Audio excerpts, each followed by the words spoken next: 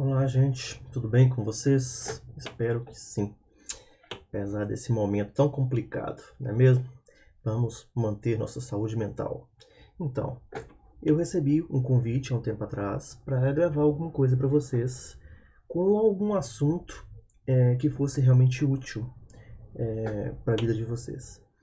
Imagino que eu vá fazer mais de um vídeo, tá? Espero, né? Porque tem outros assuntos que eu quero abordar também, mas eu escolhi esse para ser o nosso primeiro vídeo porque é um assunto que eu estou encarando agora com alguns alunos. E estou vendo que não é só os alunos que eu estou acompanhando, por exemplo, no TCC, que tem esse tipo de problema. E aí eu resolvi, né, gravar isso aqui. Espero fazer um vídeo bem curto, tá? Mas ao mesmo tempo bem objetivo para vocês realmente tirarem como proveito para as atividades que vocês vão fazer daqui para frente, né? Na vida de vocês, não só dentro da universidade. O assunto, vocês já viram, é o trabalho científico. Aí a primeira coisa que imagino vocês devam estar pensando, né? Ah, eu não vou virar um cientista, eu não vou virar um escritor. Gente, seguinte, TCC ou um artigo, ou seja lá o que vocês vão escrever, né? Que esse vídeo que vai tentar ajudar, não vai transformar você num escritor. Seria tão infantil quanto pensar que você cursar PC1 vai te transformar em programador. É só uma etapa, né? É só um pontapé inicial.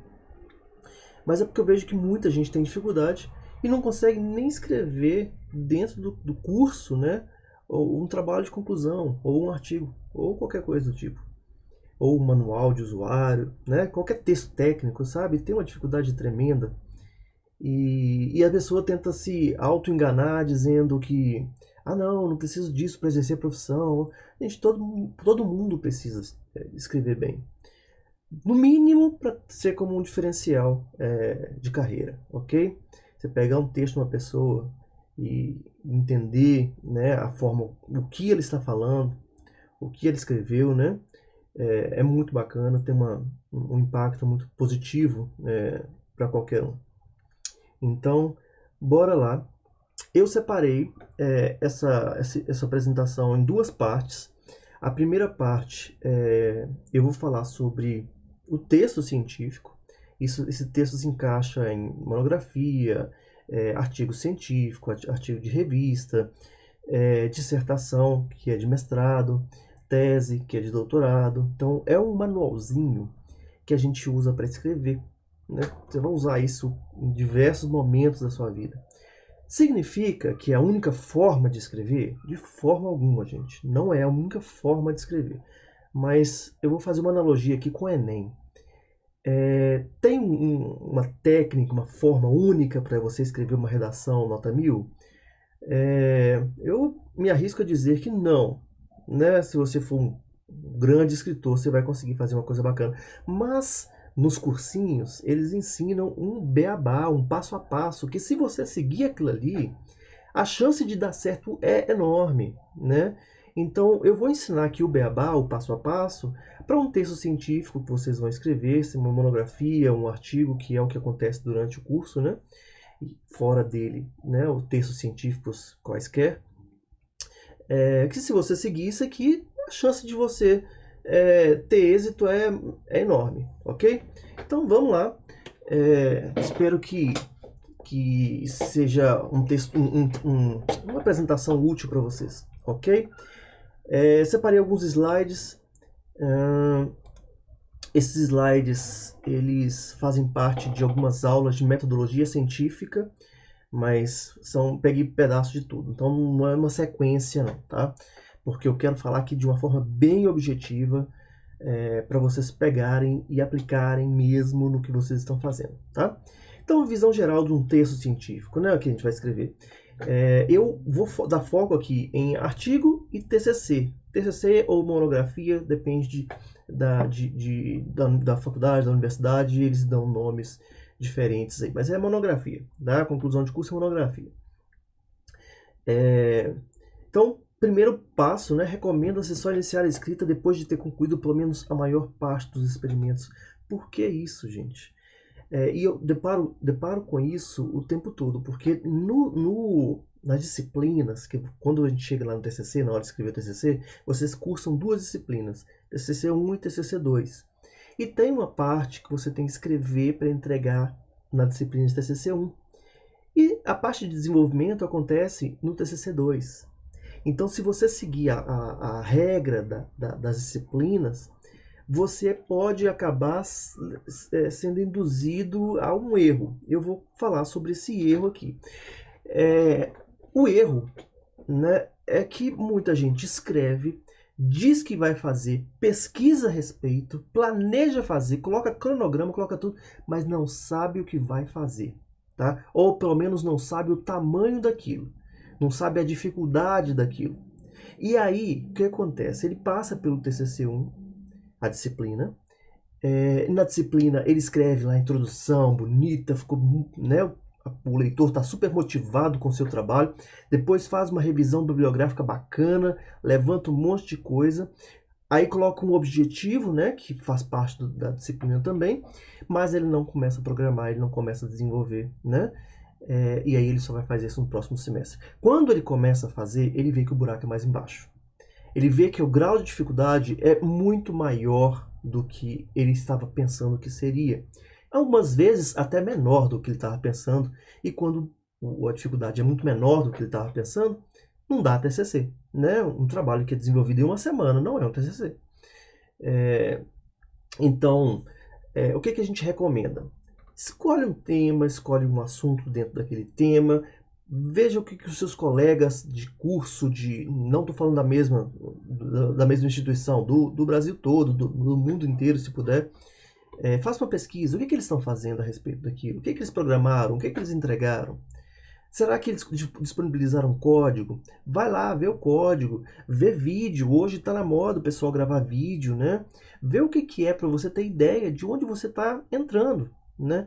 Porque se depois, lá na frente, você descobre que o buraco é mais embaixo, você tem que refazer tudo aquilo que você já tinha feito e que era para ter sido dado como terminado. E aí você vai ter que fazer TCC1 e TCC2 em um semestre, né? Então, experimenta alguma coisa, que é o que eu estou falando nesse tópico aqui. Desenvolve alguma coisa, veja o código, veja a dificuldade de fazer aquilo, porque isso não pode ser uma surpresa para você no semestre que vem. Não tem problema demorar um pouquinho com a escrita, tá? Você tem prazo para entregar, óbvio, né? Não estou falando para você descumprir esses prazos, mas eu estou falando para você não ficar entregando aquele texto sendo que você não sabe a dificuldade da implementação, tá?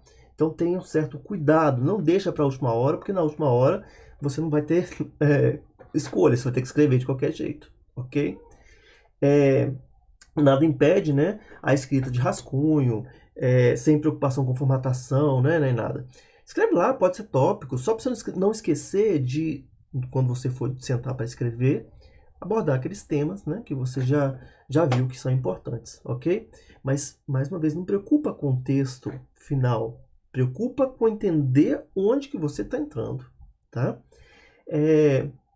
Quando o aluno terminar os experimentos, né, poderá transformar esses rascunhos em um texto acabado. Veja aqui que ele colocou terminar os experimentos. Não necessariamente precisa terminar, que obviamente você vai continuar mexendo com o código. Você não vai terminar a implementação para só depois começar a escrever. Eu estou falando para você saber onde que você está entrando. Tá? Não precisa terminar a implementação, igual eu falou essa frase aqui não. Mas veja o grau de dificuldade que é para fazer, para depois você falar assim, eu vou fazer isso. Porque um erro comum que eu vejo em quase todo aluno é que fala que vai fazer, mas depois ele vai descobrir a dificuldade de fazer aquilo, né? É a mesma coisa de eu virar para vocês e falar assim, olha, eu vou desenvolver um aplicativo que acerta os 6 números da Mega Sena um dia antes do sorteio. Falar isso é muito fácil, gente. O objetivo que eu coloquei aqui, que é desenvolvimento dessa aplicação, desse algoritmo, é um assunto relevante, né? É um assunto que dá um retorno financeiro gigantesco. Então, poxa, se você for analisar só essa frase que eu falei, que é desenvolver um algoritmo para acertar os números da Mega Sena, parece bacana. Aí depois, na hora que eu vou tentar fazer, eu vejo que não é possível. E aí eu tenho que fazer o quê, gente? Voltar, né? Esse objetivo não dá para fazer, ok? Então, passando para frente aqui, ordem de escrita. Quando a gente vai sentar para escrever mesmo o texto, né? A gente sabe que o trabalho tem uma sequência montadinha, né? Você pode até mudar alguma coisinha ali, mas normalmente é o título, resumo, introdução, aí tem uma revisão biográfica, que muita gente coloca dentro da introdução, tem o desenvolvimento, tem o resultado, que muita gente joga para dentro do desenvolvimento, depois tem a conclusão, referência biográfica, tem uma sequência. Mas a gente escreve naquela sequência? Não, gente, não escreve naquela sequência. Então, uma sugestão que eu vou dar para vocês aqui, olha. Você começa pela introdução. Por quê? Porque para vocês, né, fazer alguma coisa, você tem que ler a respeito. Então, a introdução não só para o leitor entender o cenário do seu trabalho, mas para você estudar e entender o que você vai estar fazendo, né? Então, a introdução, antes de mais nada. O desenvolvimento, aí tá vendo? Que é a hora que a gente realmente desenvolve. Por que eu vou ter que colocar desenvolvimento aqui, gente? Porque eu muitas vezes não sei o resultado que eu vou alcançar. Primeiro tem que desenvolver para ter o resultado, para só então escrever sobre aquele resultado, né? Muita gente vai só postergando, depois a lógica do negócio não bate. Como é que eu vou falar sobre o resultado que eu ainda não obtive, né? Então, você vê que o resumo aqui foi lá pro final, tá vendo?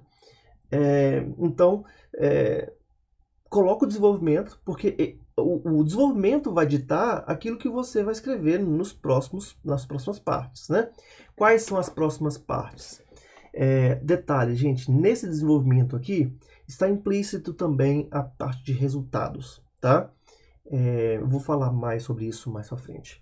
Mas aí depois você tem as conclusões, né? O que você levantou em cima daquilo que você desenvolveu, alcançou como resultado. Tem como você escrever a conclusão antes de desenvolver, gente? Antes de ter resultado? Não tem jeito. Porque a conclusão é a discussão do resultado, né? A explicação do resultado, né? Então, é óbvio essa sequência. Ok, você já tem introdução, já tem o desenvolvimento, né? O seu resultado, sua conclusão, já tem um trabalho feito. Agora, o que falta? Que é uma parte importantíssima numa monografia, num TCC. Não tão importante no artigo, mas tem que estar lá também, né? De uma forma bem mais resumida, mas tem que estar lá. É o quê? É a revisão bibliográfica.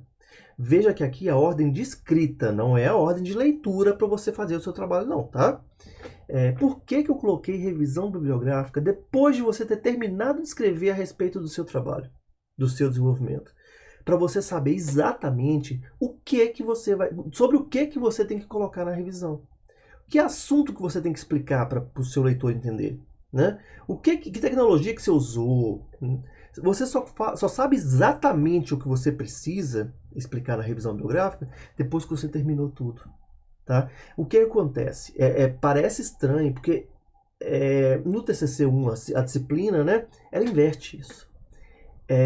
Porque é interessante o aluno escrever. Mas o que acontece? Na prática, o que acontece? Você escreve a revisão bibliográfica. No TCC2, você tem que escrever coisa que você esqueceu. Você tem que tirar coisa que você já escreveu, né? E aí você tem que começar a perder tempo. Porque você perdeu tempo escrevendo sobre uma coisa, depois foi lá na frente e viu, para que eu vou escrever isso? E aí tem aquela situação onde a gente se apega ao nosso trabalho. A gente fica tipo assim, já deu tanto trabalho para escrever, deixa aí. Aí o leitor vai ler aqui e fala assim, tá, isso aqui vai se encaixar em algum momento do seu trabalho. E depois não consegue visualizar, né, o porquê de você ter deixado aquele assunto ali na referência bibliográfica. Então, por isso que eu coloco essa ordem aqui. Seria o melhor dos mundos, mas eu sei que a gente tem que escrever essa revisão antes, tá? A gente não confunda revisão bibliográfica com referência bibliográfica. Referência é aquelas citações, tá? Lá no final do texto, na última página. Revisão bibliográfica eu vou falar sobre isso ainda. É um estudo sobre aquilo que você usou para fazer o seu trabalho, ok? Então, para você não perder tempo, é escrito depois do desenvolvimento. Agora, na sequência lógica da pesquisa, você estuda muita coisa e acaba escrevendo sobre elas na revisão bibliográfica. É interessante. Ô, gente, aluno também tem que errar às vezes, né? Ah, mas perdeu dias e dias fazendo isso aqui, vai tirar. Tira! Pelo menos você aprendeu alguma coisa escrevendo, né? Mas enfim, eu acho que vocês entenderam o que eu quis passar, né? Colocar a revisão bibliográfica nesse momento, após o seu desenvolvimento, é o jeito onde você perde menos tempo escrevendo a revisão bibliográfica, ok? Aí depois da revisão bibliográfica, eu coloquei aqui referências. Só que é o seguinte, a gente não escreve referência não, gente. Referência é aquele textozinho lá no final do seu trabalho, tá? Referência é aí você coloca o nome do autor, o título do trabalho, onde que você acessou, quando você acessou, né? Isso é referência bibliográfica. Por que eu tô falando que a gente não escreve isso? Ô, gente, quem ainda chegou aqui na hora de escrever TCC, monografia, artigo, e ainda não aprendeu a mexer com o básico do LaTeX, aprenda, tá? Eu sempre forço isso com os alunos que, gente, é uma ferramenta sensacional. E eu usei LaTeX, inclusive, no mercado, tá? Trabalhando em empresa mesmo, para fazer manual, para fazer coisa. É muito mais fácil, muito mais fácil. É só achar um template certo e substituir as partes que você precisa. Basicamente é isso. Então, por que eu estou falando que a gente não escreve referência bibliográfica? Porque você vai montando o seu, vamos chamar de álbum de referências, coloca onde no seu texto, na hora que você está escrevendo, já vai colocando. Estou citando isso, estou citando aquilo, né? E o LaTeX faz automaticamente nas normas técnicas, sei lá de onde que você estiver usando. Por exemplo, eu vou escrever minha monografia. Ah, tem que estar na ABNT. É só trocar uma linha que ele coloca nas normas da ABNT. Ah, vou escrever um artigo para um congresso americano. E lá tem um template diferente. É só trocar uma linha que você já ajusta todas as suas referências bibliográficas. Ah, como é que eu faço então para controlar essas referências? Para quem ainda não usou, dica de ferramenta, tudo gratuito, tá? Tem o Mendeley, que é um leitor de PDF junto com uma ferramenta de comentar PDF, junto com uma biblioteca de PDF que vai gerar o seu Bibtex, tá? O que é Bibtex? É a lista, né, de todo o material que está lá no Mendeley, que você pode citar no seu trabalho, tá? E quando você cita, ele já pega automaticamente o nome dos autores, o título do trabalho, onde publicou, tudo. Ele pega tudo no formato que você pediu. É muito fácil. Então, dica preciosíssima. Se você ainda não usa o Mendeley para gerenciar os seus PDFs de material de pesquisa, use, gente. Use, é muito bacana, tá? Tudo gratuito, tudo muito simples de usar. Aí depois você vincula, né, o seu Bibtex, que é esse arquivo que ele gera, só com as referências, e vincula com o seu LaTeX, que é tudo mágico. É a melhor coisa que tem. Eu sugiro também, tá, gente? Lógico que dá para instalar o LaTeX no seu computador, para usar offline e tudo mais, mas eu recomendo muito usar o Overleaf. Também dá para... Ele acho que tem uma coisa paga lá, mas para você compartilhar com colegas. Mas a parte de escrever é tudo gratuito. Então você já vincula sozinho. Inclusive, eu acredito que eles passaram um tempo sem fazer isso, mas depois voltou, parece que voltou. Ele já vincula a conta do Mendeley à sua conta do Overleaf. Então, automaticamente, ele troca essas informações e você nunca mais vai precisar preocupar com citação nas referências bibliográficas, ok? Gente, se vocês não fizeram ainda, façam. Depois, em último lugar, vem o resumo, tá? Aí sim você vai falar, vou falar o que é o resumo aqui, e aí sim você vai falar, vai escrever sobre o resumo. Não vou falar muita coisa dele aqui agora, não, porque tem uma parte que eu vou falar só dele. Depois do resumo, ainda tem mais uma coisa. Depois do resumo, olha o título. Muitas vezes a gente gera um título, depois do trabalho pronto, a gente repensa o título. Provavelmente, chegando nessa situação aqui, já tem um título, né? Mas você talvez repense o título. Eu vou falar sobre isso aqui adiante também, ok? Começando por ele, o título. O que é o título do seu trabalho? Isso aqui eu coloquei, né, a ordem de escrita, agora vamos falar sobre cada um. Acho que vai ficar mais claro aqui. O título deve chamar a atenção do leitor. Gente, a gente está num período da sociedade, né, que o povo tá muito preguiçoso, muito imediatista. Então, vocês veem que a galera tá lendo notícia pelo título. Ele já tira conclusões, né? Ele já discute, já critica e não lê o que é a notícia, porque ele fez tudo isso usando o título. Sabendo que a sociedade está desse jeito, use isso a seu favor. Escreva um título que realmente chame a atenção. Eu não estou falando para fazer uma propaganda enganosa, não, tá, gente? Eu estou falando para escolher direito. Escolher um título onde a pessoa vai ler aquele título e ela vai falar assim: é esse trabalho que eu estou procurando, né? Então, seja um título muito bem escolhido. Deve chamar a atenção, deve descrever a principal contribuição. Então, fala direto, vai direto ao ponto. Vou fazer isso. Quem está interessado nisso, lê esse trabalho, né? O título não pode ser uma coisa vaga. E um exemplo bacana, tem alguns trabalhos que a galera criticou muito, né? Porque a gente está também vivendo um período de política muito complicado.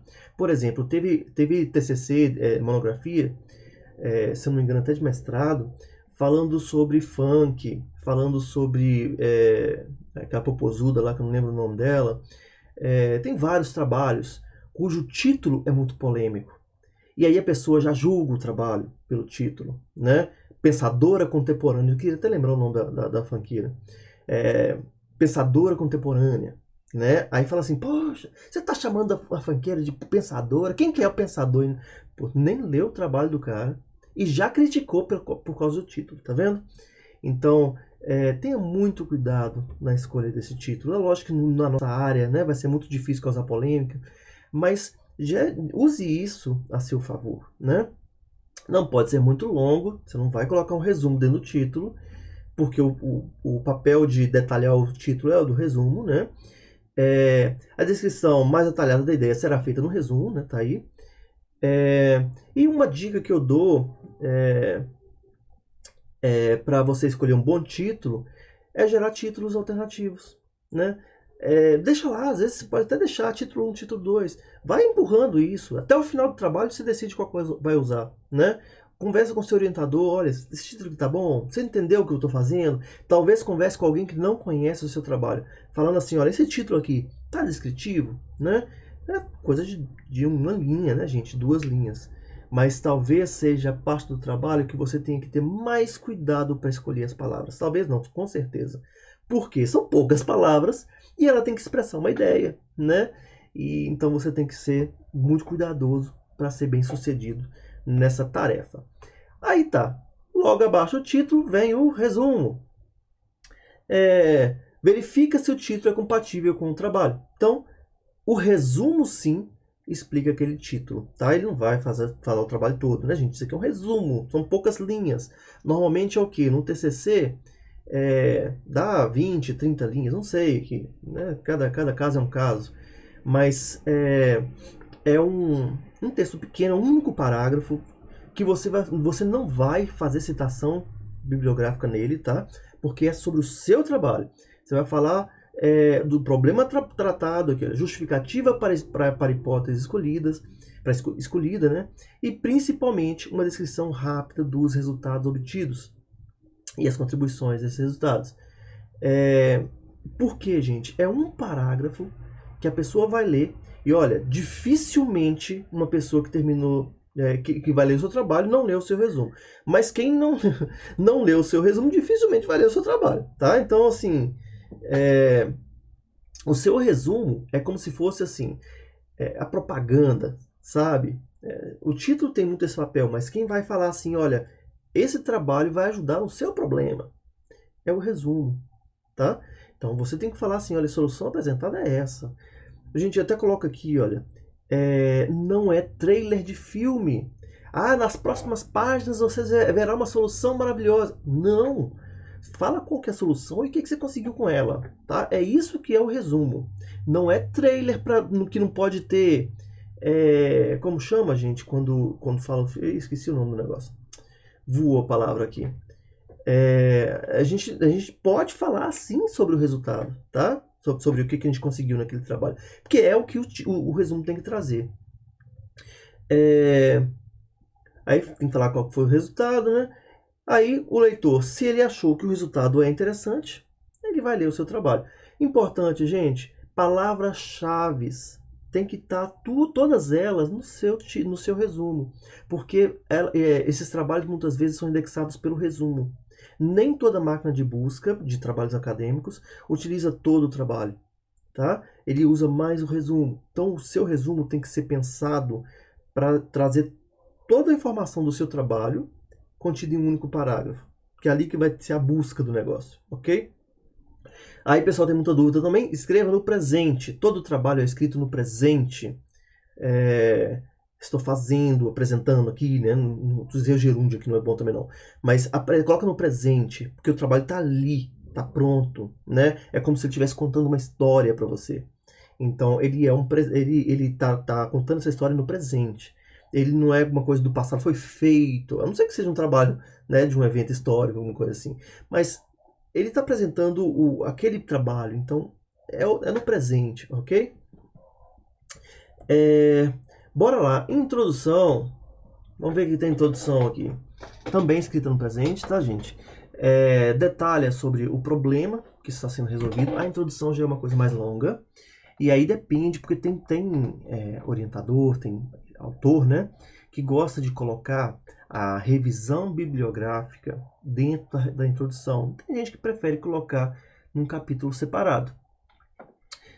Se for um capítulo separado, que a revisão bibliográfica normalmente é o maior, né? O maior não, né? Comparado com a introdução, ele é muito maior. Então, se for dentro da introdução, aí vai ocupar muitas páginas, senão vai ocupar 2, 3, 4 páginas, ok? E o que a gente vai colocar na introdução? Detalhes do problema, a técnica usada para a solução, tá? Você está introduzindo, tipo, vou desenvolver tal coisa, fala o que você vai apresentar ali no desenvolvimento. Lá no desenvolvimento você vai contar a história do que você escreveu, do seu algoritmo, do seu programa, do seu experimento. Mas aqui você tem que falar da técnica, né? O algoritmo de reconhecimento de padrões. Fala sobre o algoritmo de reconhecimento de padrões, né? Um pouquinho da evolução do negócio, o que está sendo usado, né? Para resolver o problema. A forma que os resultados foram validados, tá? Também tem que entrar na introdução. Como é que você testou? Como é que você vai testar, né? Por exemplo, eu vou colocar uma câmera, né? Filmando a entrada de pessoas dentro de uma fábrica para identificar quem são essas pessoas e bater o ponto de forma automática. Então, fala isso, né? O negócio será testado com 1000 funcionários. Conta como é que isso vai ser testado, que vai acontecer, né? Não estou falando para você descrever como que aconteceu o experimento nem resultado, tá, gente? É só como é que você vai validar o seu trabalho. Tem que estar... Não tem mais aqui na frente. Deve-se evitar introduções muito longas, né? Igual eu falei com vocês, são 2 páginas, mais ou menos, né? 3 páginas, já está de bom tamanho. Para um TCC, para um artigo, 1, 2, 3 parágrafos, né? Dificilmente você vai gastar mais de uma coluna, se não tiver revisão bibliográfica dentro da introdução. Se você quiser colocar fora, aí é só isso mesmo, tá? Deve conter os elementos mencionados na proposta. O que tem? Objetivo geral. O objetivo do seu trabalho tem que estar ali, tá? Muita gente, inclusive, coloca a seção objetivo, a subseção objetivos específicos. Prepare, né? Mas cuidado, porque ali é o que você vai fazer de fato, tá? Então, normalmente é uma linha, né? Que você descreve o objetivo do trabalho. Os resultados esperados. Gente, resultado esperado não é aquilo que você vai alcançar quando você executar o algoritmo, tá? Resultado esperado é o impacto do seu trabalho. Para que você está fazendo aquilo? O que você pretende mudar no mundo com aquele trabalho? Entende a diferença? Não é tipo, eu vou apertar play e a pessoa vai identificar. Vai identificar o rosto de um funcionário. Pô, isso não é resultado esperado, não. Tá? Muita gente confunde. Resultado esperado é o quê?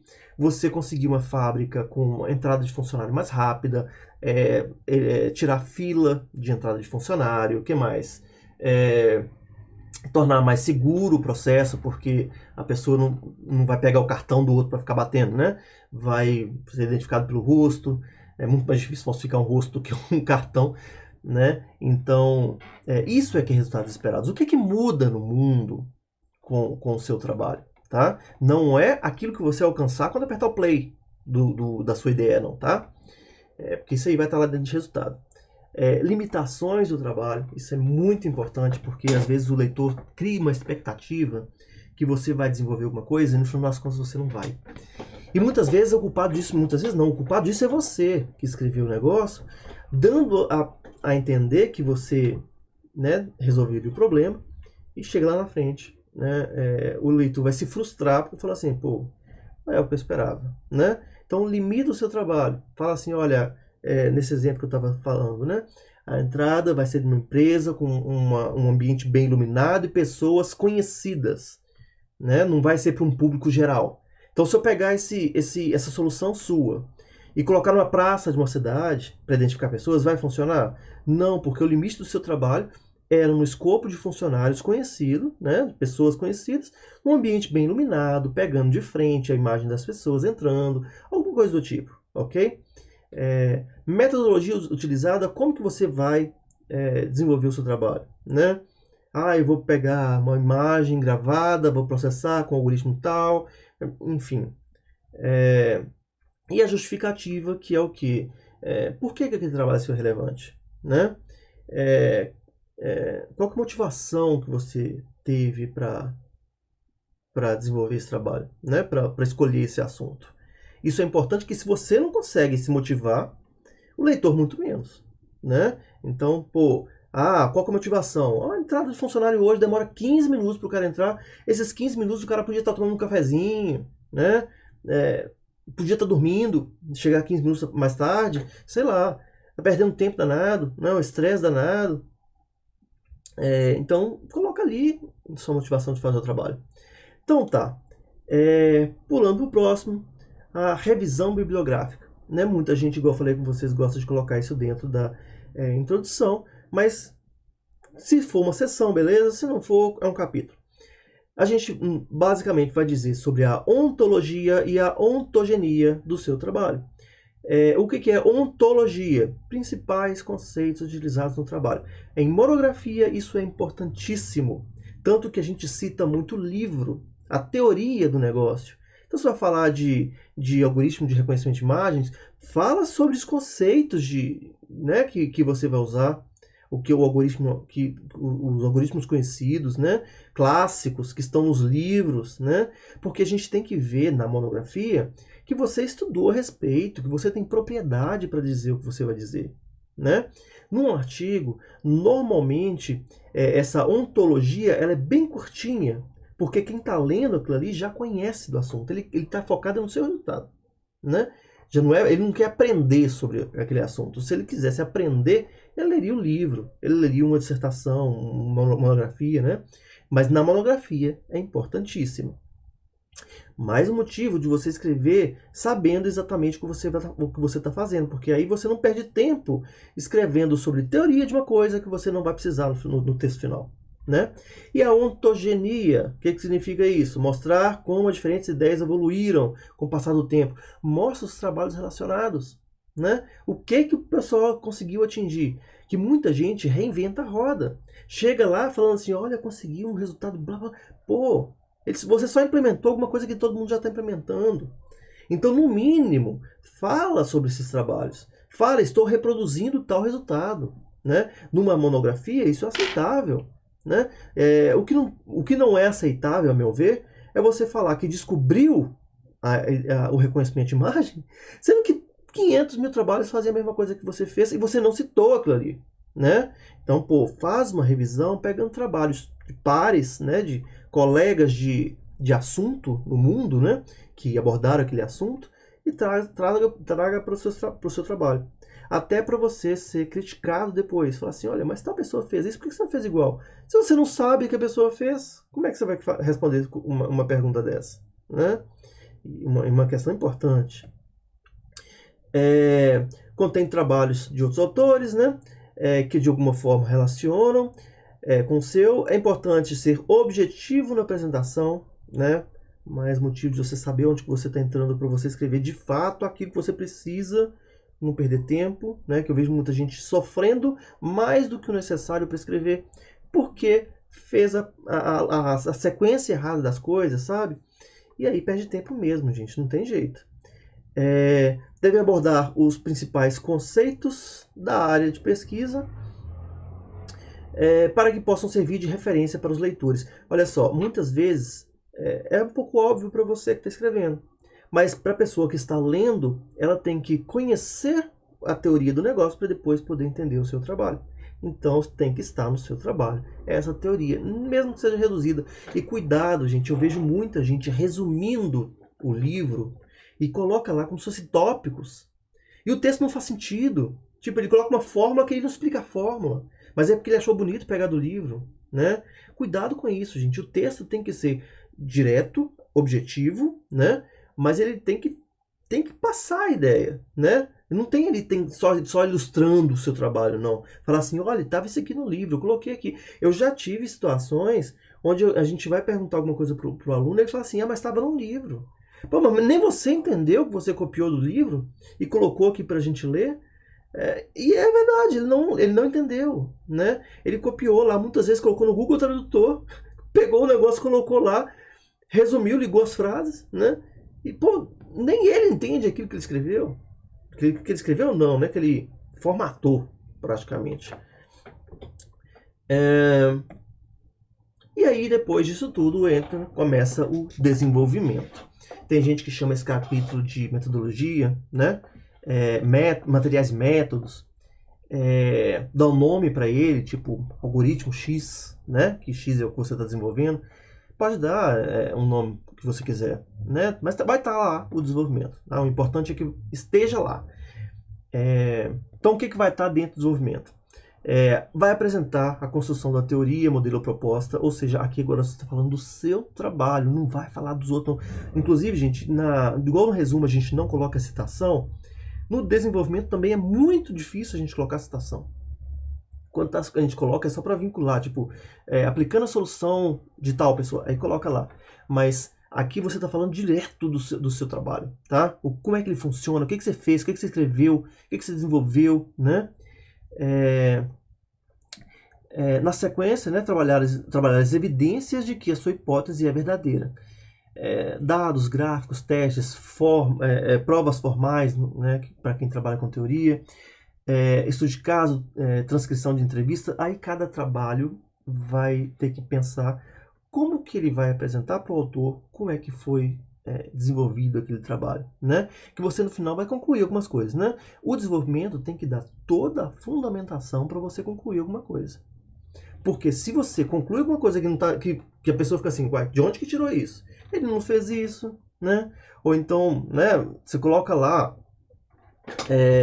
que fez, que alcançou alguma coisa e a pessoa começa a se questionar, né? Como assim? Será que ele fez isso mesmo? Se a pergunta se ele se faz essa pergunta, será que ele fez isso mesmo? Vem à cabeça dele, é porque você não colocou no desenvolvimento o que você devia colocar, né? Que é como é que você fez o seu trabalho. Então explora bastante a questão de gráfico, fluxograma. Eu gosto muito do fluxograma, que ele mostra para o leigo as etapas, né, que você seguiu para ter um resultado. Né? Fiz isso, depois eu fiz isso e chegou aqui. Né? Meu algoritmo faz isso e chega aqui. Né? Então, ilustra bastante, é bem interessante. Na nossa área a gente pode ilustrar bastante, né? Não é uma área teórica, é uma área muito prática. Então, ilustra bastante, usa vontade, imagem, né? Crie suas imagens, né? Não copie as imagens dos outros, não, porque no desenvolvimento não é hora de colocar trabalho dos outros, né? Você pode até na introdução, na revisão bibliográfica, colocar imagens de outros trabalhos, mas no desenvolvimento coloca o seu, né? Aqui também tem um detalhe, né? No desenvolvimento, eu estou colocando aqui como a parte de resultados está dentro do desenvolvimento. Tem gente que separa, não tem problema nenhum não, gente. Como é que é feito isso? Depois, você entrando com o seu orientador, ele vai te dar sugestão. Depois do texto pronto, vocês vão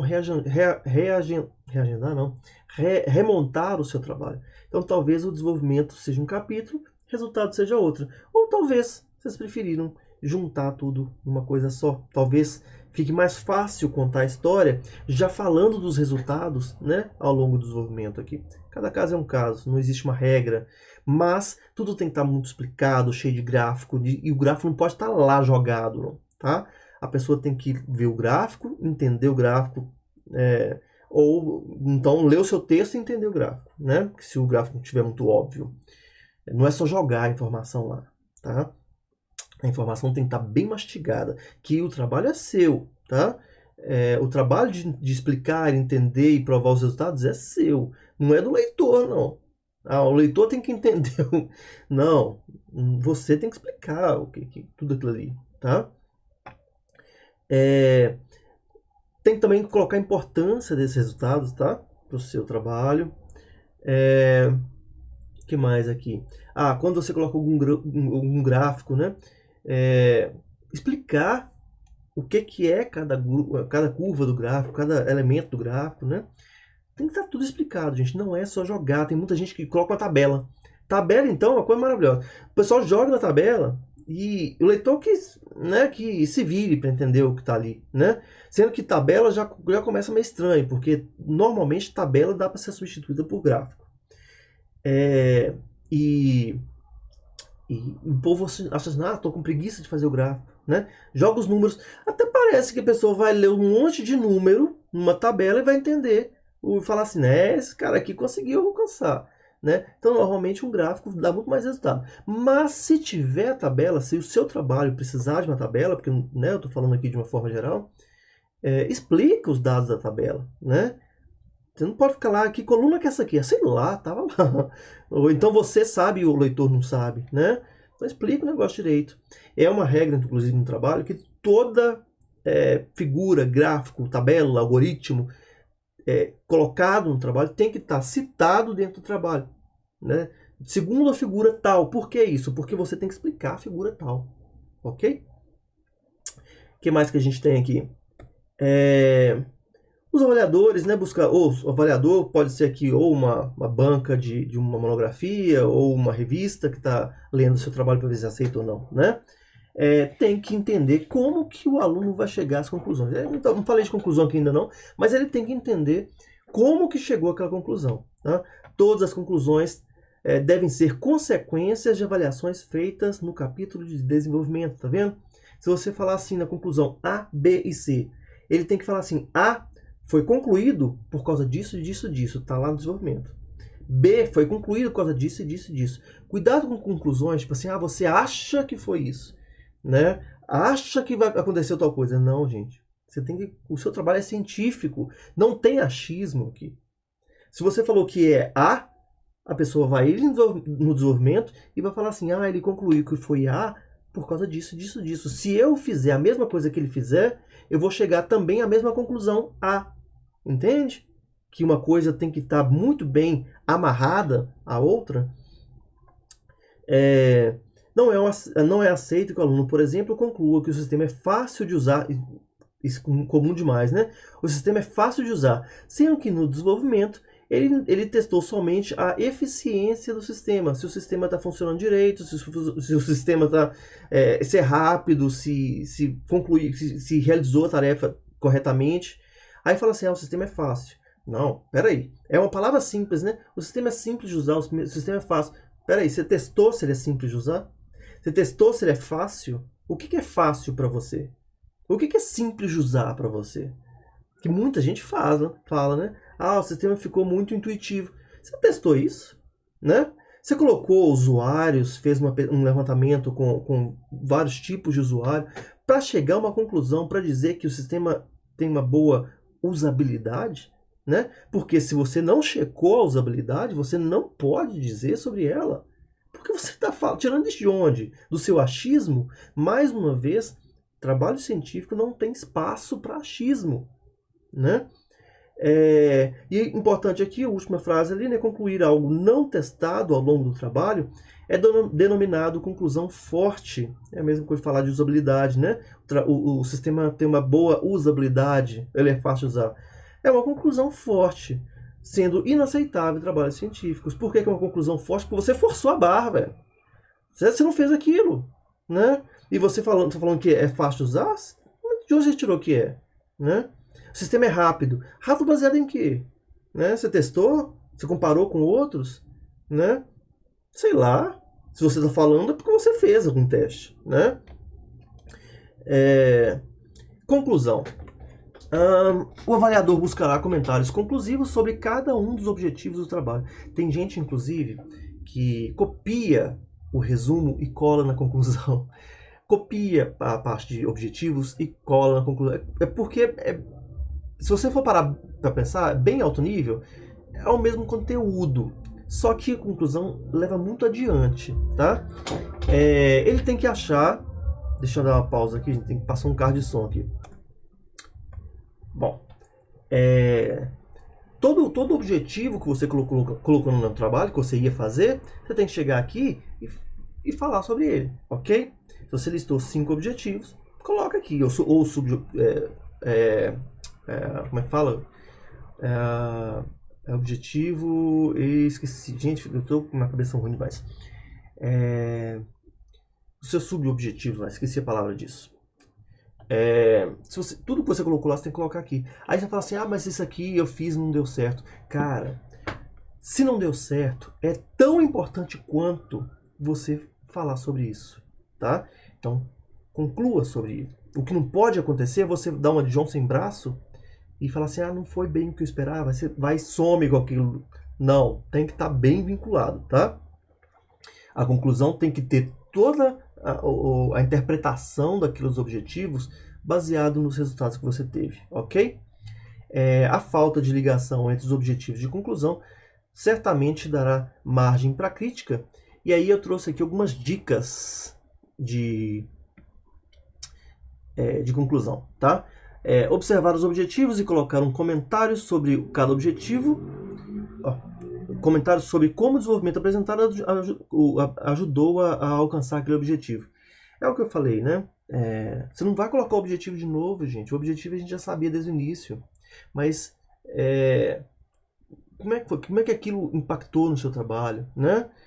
Para que serviu aquilo? Foi o resultado que você queria, né? Você percebe alguma coisa que dava para melhorar? Aí é a sua visão crítica do trabalho. Essa é a parte mais importante, que mostra maturidade.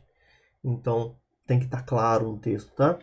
Ou seja, como um trabalho de pesquisa permite concluir que que aquele trabalho, né, permite concluir que cada um dos objetivos foi atingido. Então, tem gente que coloca lá, inclusive, propus tal coisa, alcancei tal coisa.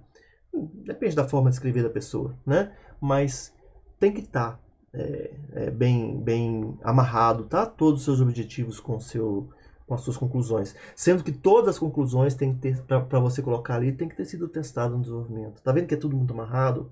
E as pessoas não pensam assim na hora de escrever, né? Deve ter uma discussão um pouco diferente, né? Do objetivo, porque ali agora você está analisando o impacto daquilo ali. Deixa eu ver o que mais que eu coloquei aqui de dica para conclusão. Só tem mais um pouquinho aqui. Deve conter, né, as lições aprendidas, obviamente, certas ou erradas, né, o que deu certo e o que deu errado na sua pesquisa, é muito importante. Pensa, gente, depois num trabalho, uma vacina, tá? Desenvolvimento de uma vacina. É importante você saber o que dá certo, óbvio, né, para você fazer igual, né, quando você precisar de uma vacina. É importante você saber o que deu errado, também, gente, para você não cometer o mesmo erro. Porque é perda de tempo. Ou então, se ele percebeu assim, olha, esse trabalho aqui deu errado, né? Ele falou que deu errado, mas aí, pelo desenvolvimento, eu sei o porquê que ele chegou à conclusão que deu errado. E aí eu vou fazer diferente, entende? A importância de amarrar tudo. Então, o que tem na conclusão? Referência, né, ao problema examinado e resolvido, né, que é a conclusão de fato, as contribuições, tudo que você, né, contribuiu para a comunidade daquele assunto, com o seu trabalho, conhecimento, ferramenta, protótipo, né? E uma coisa muito importante, trabalhos futuros. A ideia do trabalho futuro é colocar lá possíveis extensões do seu trabalho. Se você fosse começar agora de novo, né? De novo não, que você não vai refazer o seu trabalho, mas se você fosse continuar agora no seu trabalho, para onde você iria? A pessoa que tem mais propriedade para dizer isso é quem acabou de fazer aquele trabalho, você. Né? Então coloca ali, vai para esse caminho, faça isso. Porque se eu tivesse mais tempo eu faria, né? Então coloca lá esse trabalho futuro para a pessoa. Inclusive coloca lá uma motivação, né? Tipo, olha, isso aqui pode dar muito certo, né? Pensei, mas não deu para fazer, né? Mas é promissor tal solução. Aí a pessoa, quando vai ver os trabalhos futuros, talvez ela pode pegar o seu trabalho e continuar. Isso dentro de uma academia é muito importante. Muitas vezes vocês não vão inventar a roda, vocês vão criar uma coisa nova. Então você pega uma coisa que já foi feita, vai lá no trabalhos futuros e vê assim, o que eu posso melhorar nesse trabalho dele? E aí faz o seu, ok? Por fim aqui, rapidamente, referência bibliográfica. Irá verificar ele aqui, gente, é o leitor, o revisor, tá? Verificar as referências citadas pelo aluno,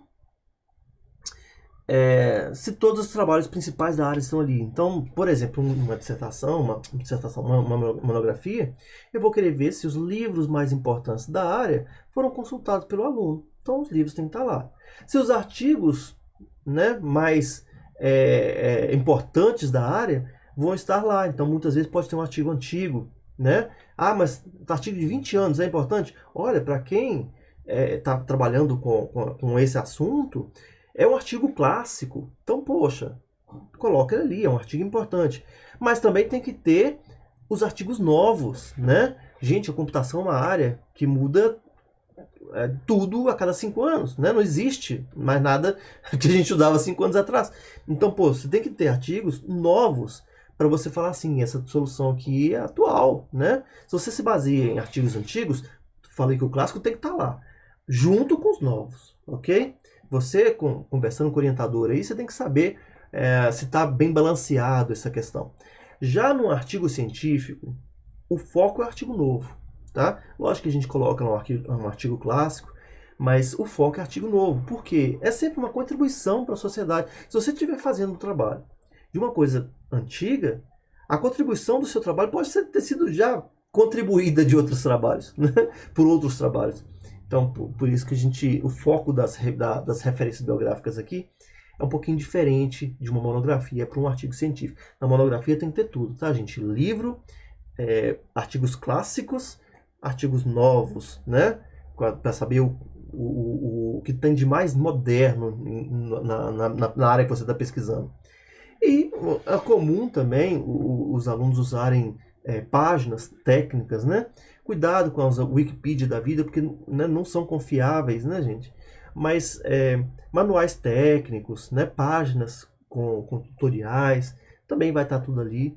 Coloca de quando que você acessou, né? Procura saber quem escreveu aquilo. Agora, se não tem, se aparecer na internet e você não sabe de onde veio, é melhor, né, procurar uma fonte mais confiável para aquele assunto, ok?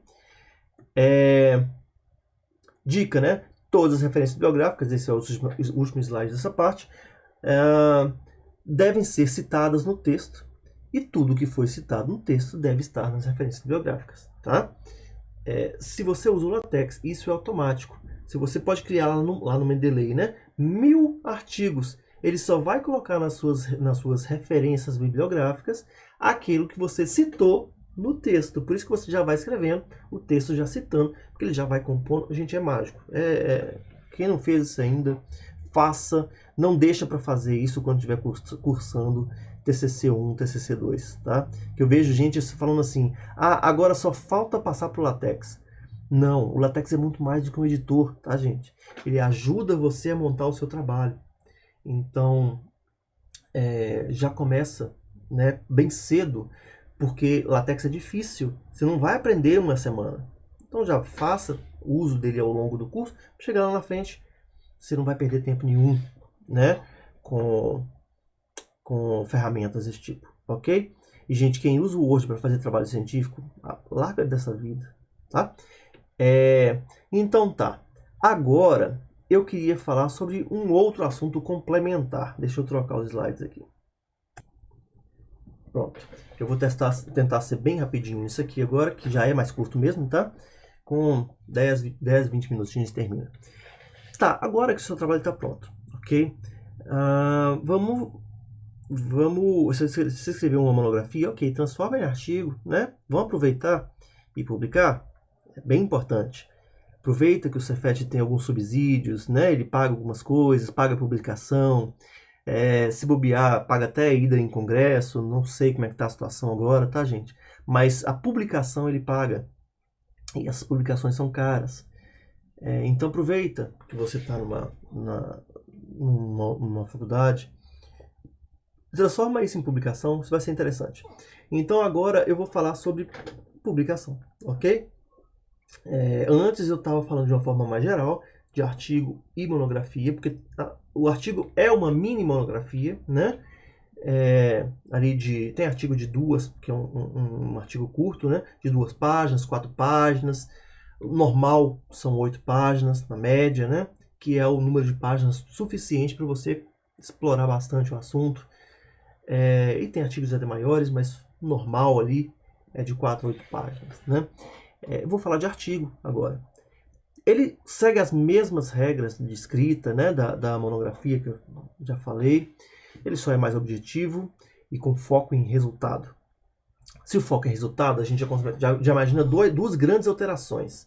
Primeiro, a parte de revisão bibliográfica vai ser bem mais curta, porque você já está escrevendo o texto para alguém que conhece da área, porque ele quer resultado, ele quer ver o que ele pode melhorar no problema que ele está tendo, né? E a parte de referência bibliográfica também vai ser mais curta, porque o foco ali vai ser o que há de mais atual naquela área. Eu não vou falar sobre reconhecimento de imagem. Falando de resultados, posso até falar, mas é uma coisa curta, mas eu tenho que colocar resultados novos, né? Eu não vou comparar o meu trabalho com o trabalho de 1970, não sei se tinha na época, mas não posso colocar um comparativo e falar assim, o meu melhor. Pô, já passaram quantos anos, né? É óbvio que o seu tem que ser melhor. Então, dentro do artigo, o foco ali é trabalho atual, tá? E aí tá, para publicação, né? Para quem nunca pensou a respeito, vamos falar um pouquinho sobre isso, rapidinho. Quanto maior o impacto do veículo, impacto, quando a gente fala de impacto, é o número de pessoas que vão acessar aquele artigo, tá? Por exemplo, o jornalzinho do bairro lá tem um impacto local, né? Só o seu bairro vai acessar. Já o Jornal Nacional da TV Globo acessa o Brasil todo. Então, pô, isso é que é impacto, gente. Que tipo de notícia você vai colocar no jornalzinho do bairro e que tipo de notícia você vai colocar no Jornal Nacional? A ideia é a mesma, tá? E uma consequência disso, né, que para ir para o Jornal Nacional, a coisa tem que ser muito mais relevante, porque tem que ser relevante para todo mundo, né, o Brasil todo. Já no seu bairro, contar que a vizinha, sei lá o que, fez alguma coisa na calçada, né, é importante para o bairro, né, sei lá, gente. Mas, enfim, isso é que é impacto, tá? Enquanto maior o impacto, maior a dificuldade relativa de se conseguir publicar. Dependendo da real contribuição e inovação, diferentes veículos deverão ser escolhidos. Tem tipos de publicação diferentes, e a escolha dessa publicação vai ser pela sua contribuição, né? O grau de dificuldade daquele trabalho, de importância daquele trabalho, para quem é aquele trabalho, vai ser para aluno que está começando a faculdade, vai ser para profissionais, vai ser para empresas, né? Vai ser para pessoal da pesquisa avançada, mestrado, doutorado, para quem que é, né? Tem espaço para todo mundo, né? Você só tem que escolher o veículo correto, né? É igual ao escritor, né, gente? Tem escritor de gibi, de Turma da Mônica, e tem Nietzsche, sei lá, que vai falar sobre uma coisa que a gente nem entende. Tem espaço para todo mundo escrever, né? O estudante não deve ficar desestimulado se a primeira tentativa de publicação for frustrada. Eu vou falar sobre algumas coisinhas que podem atrapalhar esse aceite aí, né? Mas, gente, é muito comum o seu artigo ser rejeitado, é muito comum ele ser muito criticado e voltar com uma lista gigante de alteração para ser feita, né?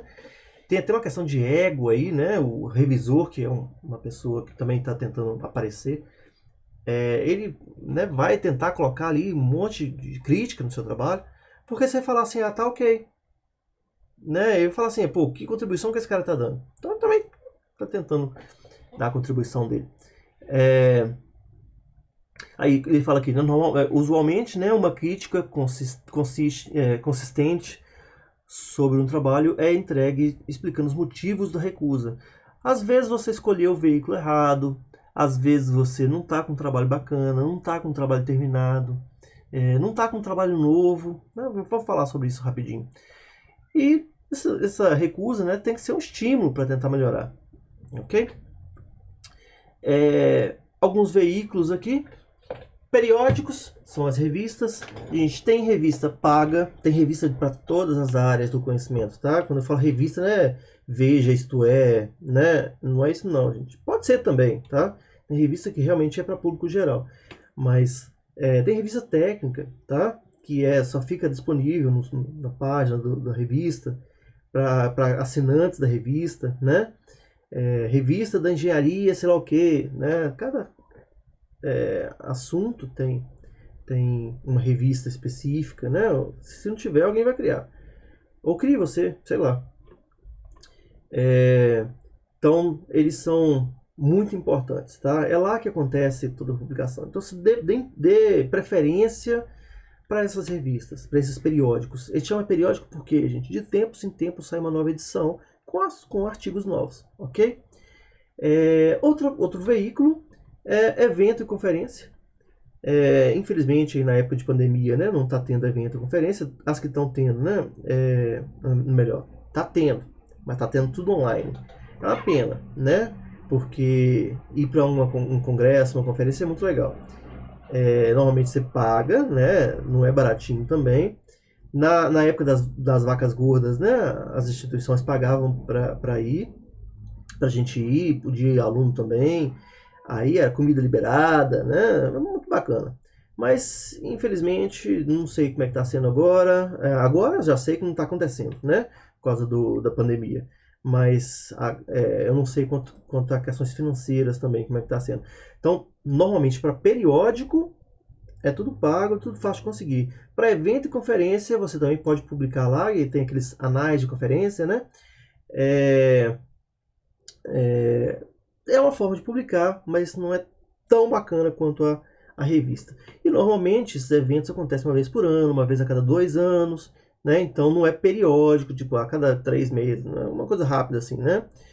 Mas enfim, é uma forma de você conversar com a comunidade, né? É bacana por causa disso. Às vezes o cara tá lá especialista em visão computacional. É lógico que ele vai querer conversar com as pessoas que trabalham com isso, trocar ideia, fazer o seu networking, sabe? Então, conferência e congresso é para isso. Super recomendo também quem tiver a oportunidade de participar. Tem os workshops e seminários aí também. Normalmente, né? Dentro de uma conferência você tem vários, eles juntam mais de um assunto ali, né? Então acontece dentro daquela conferência tem várias coisas que acontecem em paralelo e aí você vai lá e acha a sua turma, né? Porque senão também você acaba assistindo apresentação de coisa que não é do seu interesse, né? Que é muita coisa, né? Muito artigo. Tem conferências de milhares de artigos. Então é óbvio que vai ter várias salas, né? Com vários assuntos. Você vai escolher a sua turminha ali dentro, tá? E livros e capítulos de livros, super valorizado, né? Super interessante fazer isso, principalmente se virar um livro mesmo impresso, né? Tem um peso enorme isso. Só que aí já é um trabalho, né? De uma vida, ao menos que você seja realmente um profissional escritor, né? Mas enfim, tem esses meios, esses veículos de publicação. Evento periódico é o mais comum para os alunos, né? Acontece em datas específicas, a gente tem muitos eventos ao longo do ano. Infelizmente, né, como eu falei com vocês, a pandemia não está tendo presencial, mas está tendo online.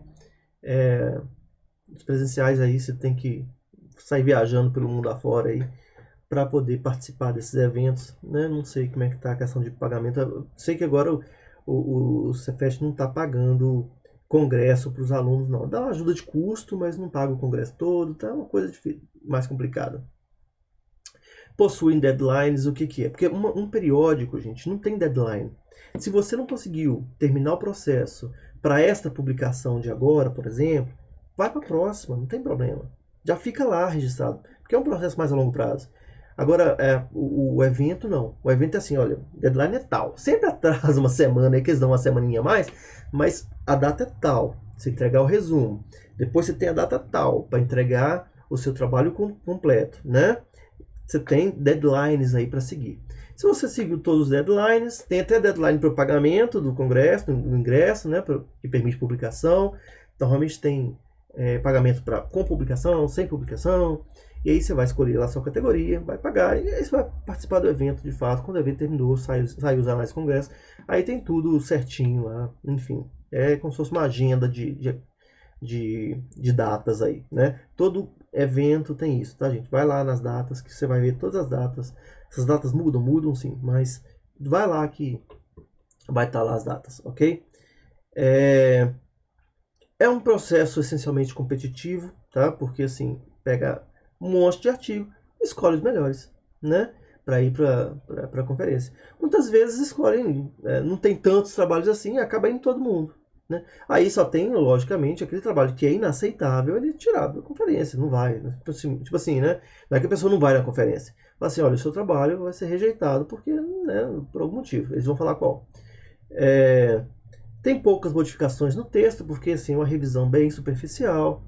É uma pequena porcentagem de trabalhos subjetivos são aceitos. Por causa dessa concorrência aí, né? Mas isso aqui é meio questionável. Depende do evento. Tem evento que é difícil aceitar. Tem evento que se submete e já está praticamente aceito, né? Inclusive, tinha até uma maquininha de escrever artigo, né? Que o pessoal codificou aí, que era uma métrica para ver se o evento prestava.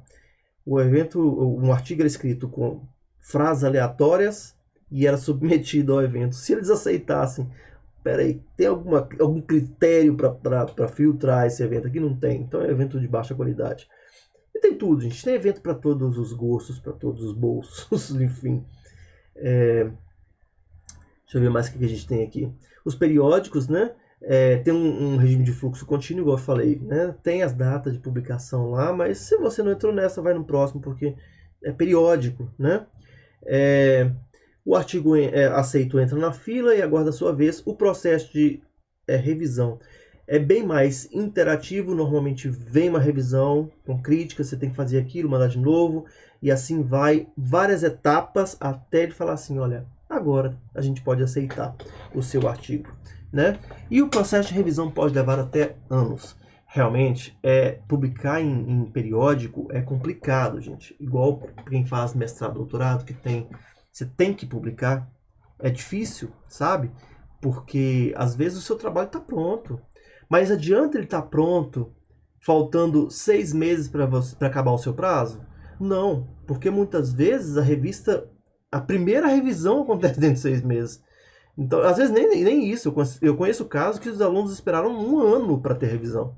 E estava acontecendo a revisão. É porque entra numa fila aqui, gente, sabe-se lá como vai acontecer. E periódico, a maioria deles não é pago, tá? É um trabalho voluntário. Então, tem essa vantagem, né? Só que é muito difícil, é uma coisa de longo prazo. Você não pode querer publicar de um dia para a noite. Tem revistas que são pagas, principalmente, que eles propõem uma entrega mais rápida, tá? E aí eles falam que da submissão até a publicação vão ser tantos dias, 3 meses, por exemplo. Aí acontece mesmo.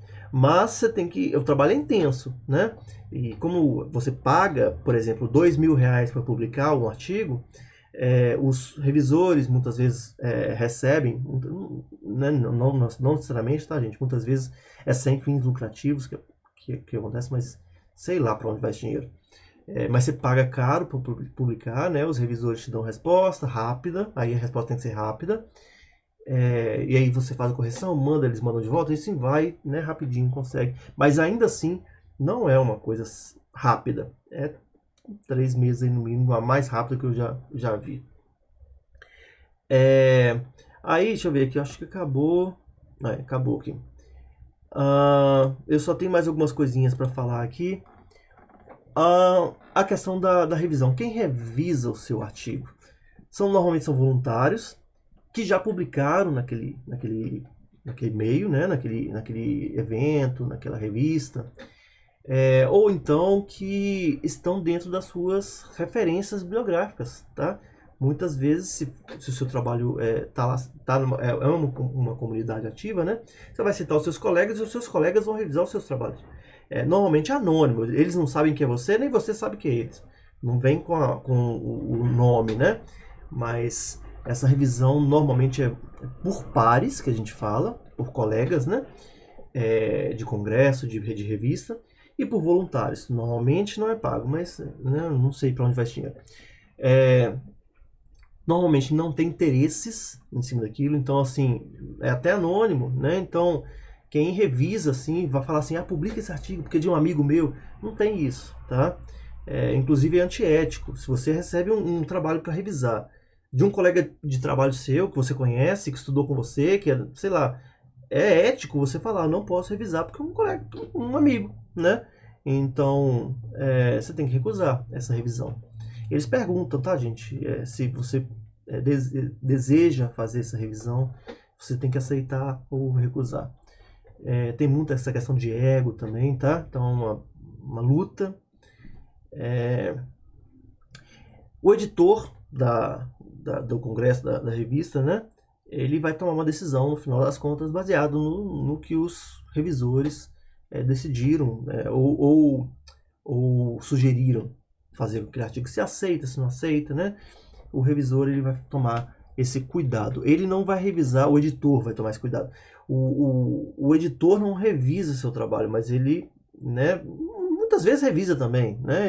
Ele normalmente é o cara mais foda da área, então ele vai dar uma olhada no seu trabalho, porque a decisão é dele, né? Mas ele delega a parte de revisão para os revisores e toma a decisão baseada no feedback que esses caras vão dar para ele. Muitas vezes a submissão é retornada por não conformidade, né? Aí você tem que também ver o template do congresso, da revista, porque tem que estar tudo certinho, gente. Pega o latex deles lá, eles oferecem um template de latex. Alguns oferecem o de Word, mas né, eu meio que abomino isso. É terrível fazer um trabalho em Word. Se mexe um lado, trabalha do outro e sim vai, né?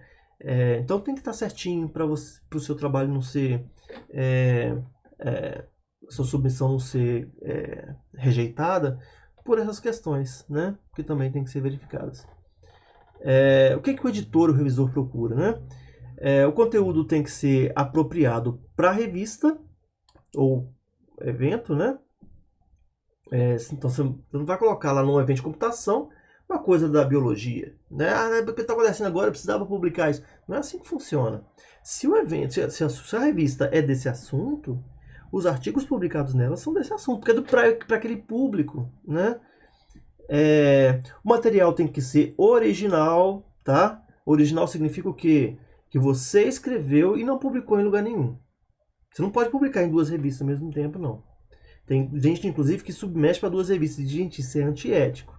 Submete para uma revista, se ela não está te respondendo ou você desistiu de publicar, vai lá, cancela a submissão e vai para outra, tá? Mas você não pode sair, colocar o seu trabalho para um monte de lugar e o primeiro que aceitar, você publica, não. Isso é antiético, tá, gente? O problema de tratado, né, tem que ser de interesse das pessoas, novidade suficiente no seu trabalho, tá, gente? Se não tem novidades, para que você está publicando aquilo? Se aquilo já está publicado, né? Então, é isso que o revisor avalia para aceitar o seu trabalho. Ferramenta, metodologia, aplicação, ideias, áreas interdisciplinares, que eles adoram isso. É isso que ele tem que ver isso ali. Não tem que ser novo, né? O assunto, a sua solução, o algoritmo não precisa ser novo. Mas a aplicação, né, a forma de usar, sei lá, qualquer coisa, tem que ter uma novidade. Porque se for exatamente o que outra pessoa já fez, não é necessário publicar, né? Então a chance de você ser recusado é muito maior, né? Inclusive, quando a gente revisa um artigo, tem lá de todo tamanho. Esse trabalho trouxe novidade? Né? Porque isso é uma das coisas mais importantes. Os métodos, né, devem estar conforme a área. No caso da programação, tem que programar, tem que testar, tem que avaliar, né? Nossa área é muito fácil de fazer. Pensa na biologia, a dificuldade que é para fazer um experimento. A nossa área é muito fácil. A grande maioria dos trabalhos é muito fácil de fazer, né? Não é de fazer, né, gente? Usei a palavra errada. Muito fácil de experimentar, né? De testar. As ilustrações têm que estar claras, com uma resolução boa, de preferência em formato EPS, né? Que você pode dar zoom, vetorial, né? As referências bibliográficas têm que estar segundo regras. E, para terminar, motivos de rejeição mais comuns, né? Novidades não evidentes, ou seja, o trabalho não trouxe novidade. Linguagem, né? A grande, enorme maioria dos trabalhos científicos são escritos em inglês e a gente tem certa dificuldade. Não é colocar no Google Tradutor e colocar no texto de volta, a gente não funciona. Você tem que fazer uma avaliação do seu texto. Inclusive, se você for publicar em revista, o Cefet paga um revisor de inglês, tá? Erro de equações e cálculos. Se tiver errado ali, né, alguma equação que você colocou, pô, o leitor, o avaliador vai pensar o quê? Cara, se você errou dessa parte aqui, daqui para frente, tá tudo errado, né? Você começou a trabalhar com dados errados, né? Conteúdo não apropriado para revista pode ser uma coisa super legal, mas pô, não é para revista. Por exemplo, uma revista de programação concorrente. Aí você mostra um artigo de visão computacional, que não tem nada de visão de computação concorrente, não usa, né, nenhuma linguagem que tem programação concorrente. Por que você está tentando publicar nessa revista? O assunto não é para essa revista, né? Resultados inconclusivos, fraudes e erros. Tá? Muitas vezes a gente pega erro só de ler o trabalho. Fala assim, cara, de onde você tirou isso aqui? Que conclusão mais... Você pegou pesado nisso aqui, você, né, foi longe para buscar essa informação aqui. A gente vê que o resultado é fraudado, né, e fica meio evidente, porque a pessoa é especialista, quem está revisando é especialista daquela área. Ele vai ler aquilo ali e falar assim, você conseguiu esse resultado de acordo com o seu desenvolvimento, você conseguiu esse resultado aqui, concluiu esse negócio aqui, você vai ver que é uma conclusão forte, né? É uma conclusão forte, não é no bom sentido não, tá, gente? É uma fraude. O texto pode estar mal escrito também, não é nem questão de língua, é linguagem mesmo. Muitas vezes não, né? Você vai ler uma monografia, as primeiras correções é terrível, o pessoal não sabe escrever direito.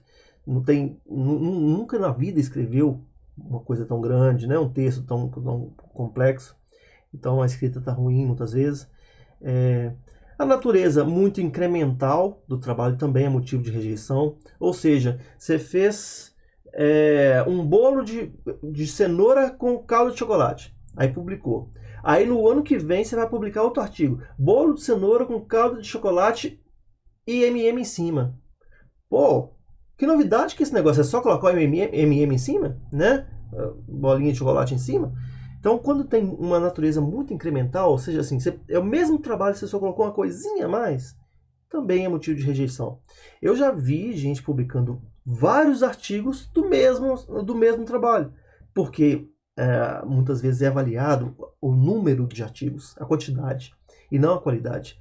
Então, dependendo do congresso, passa tudo, né? Igual eu falei com vocês, tem congresso para tudo. Mas esse tipo de trabalho, eu não sei se é correto falar que é antiético.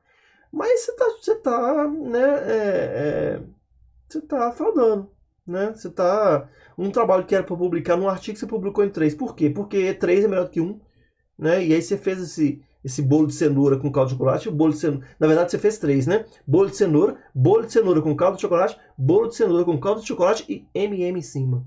Pô...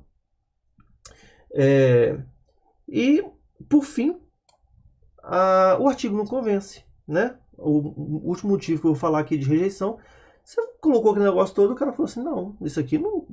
Essa conclusão não é verídica, né? ele forçou a barra, né? Quantos trabalhos, gente, ainda mais nessa época de pandemia, quantos trabalhos publicados a gente viu que o resultado é altamente questionável. O método foi altamente questionável, mas ele queria provar, por questões políticas, que o resultado era tal, né? E aí ele escreveu o artigo para ter aquele resultado. Aí você vai ler o artigo e fala assim, não, isso aqui não me convenceu disso aqui não. Por quê? Porque o método é errado, o experimento tá errado, tá tudo errado, você fez o negócio todo errado. Ou então você fala assim, funcionou porque para mim funcionou. Pô, isso convence? Quer dizer que é uma solução que vale para o mundo inteiro? Não, né? Então, tem essas questões que geram a rejeição do seu trabalho. Essas rejeições, estou falando de artigo, mas né, vale também para monografia, dadas as suas adaptações aí, ok? Gente, eu já falei demais, passei meia hora do que eu esperava. Eu espero que esse seminário, né, seja útil para vocês, que ajude vocês, né? Eu espero que seja visto também e colocado em prática, porque realmente, igual eu falei com vocês, é uma coisa que eu estou vendo acontecer. Meus alunos de TCC estão passando por isso. As correções de TCCs que eu participei da banca, também vi isso, né? Então, eu trouxe aqui coisas que realmente eu selecionei, passei dias selecionando isso aqui para mostrar para vocês, para tentar ajudar aí e tornar o sofrimento, porque o sofrimento é inevitável de escrever, né? O sofrimento de se escrever o TCC ser o menor possível. Vai sofrer? Vai, a gente não gosta de escrever, mas que sofra o mínimo possível, né? Não perca tempo, não perca sua saúde mental escrevendo alguma coisa, né? Então vamos ser práticos, vamos ser inteligentes, metódicos, né? Para ter um resultado bacana, ok? Gente, espero ter ajudado e espero em breve trazer outro assunto para vocês. Até mais. Tchau!